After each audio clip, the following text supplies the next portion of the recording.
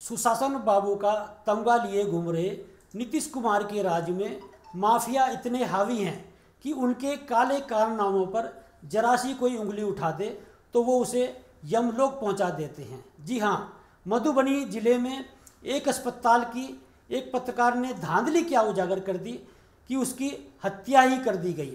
पत्रकार की हत्या किन परिस्थितियों में की गई है, देखिए ये रिपोर्ट।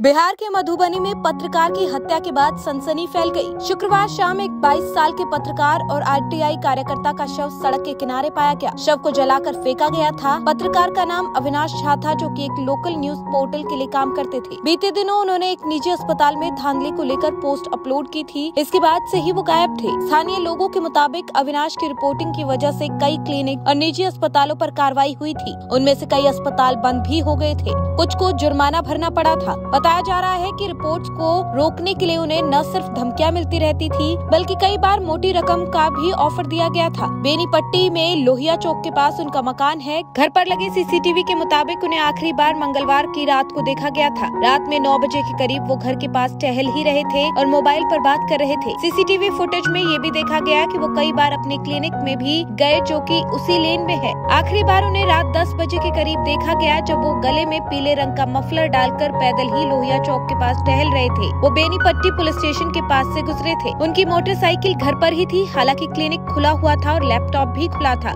सुबह हुई तो घर वाले यही सोच रहे थे कि वो किसी काम से गए होंगे और शाम तक घर आ जाएंगे। लेकिन जब एक दिन बीत गया और वापस नहीं लौटे तो घर वालों ने पुलिस में शिकायत दी और उनका मोबाइल फोन ट्रैक करने की कोशिश की गई। बुधवार सुबह 9 बजे तक ही उनका फोन 5 किलोमीटर दूर एक गाँव में स्विच ऑफ हो गया था। पुलिस वहाँ पहुँची, लेकिन आगे का कोई सुराग नहीं मिल सका। एक दिन और बीत गया और पुलिस पत्रकार को नहीं ढूंढ पाई। शुक्रवार को अविनाश के चचेरे भाई को पता चला कि उनका शव सड़क पर पाया गया है। घर परिवार के लोग वहां पहुंचे, लेकिन शव बुरी तरीके से जला हुआ था। उंगली की अंगूठी से उनकी पहचान की जा सकी। उनकी गर्दन और पैर पर चेन से बांधने के निशान भी पाए गए। शव को पोस्टमार्टम के लिए परिवार को सौंप दिया गया है। अब लोग ये भी सवाल उठा रहे हैं कि घर से 100 मीटर की दूरी पर थाना होने के बावजूद किसी को कैसे किडनैप कर लिया गया और हत्या भी कर दी गई। Bureau report, the news 15।